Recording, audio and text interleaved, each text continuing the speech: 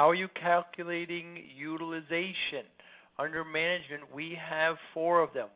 We just numbered them, 1, 2, 3, and 4. Heavy debate amongst MSPs and operation managers about that. With our number 1, what we're doing is we're getting the total hours divided by daily capacity times the number of days.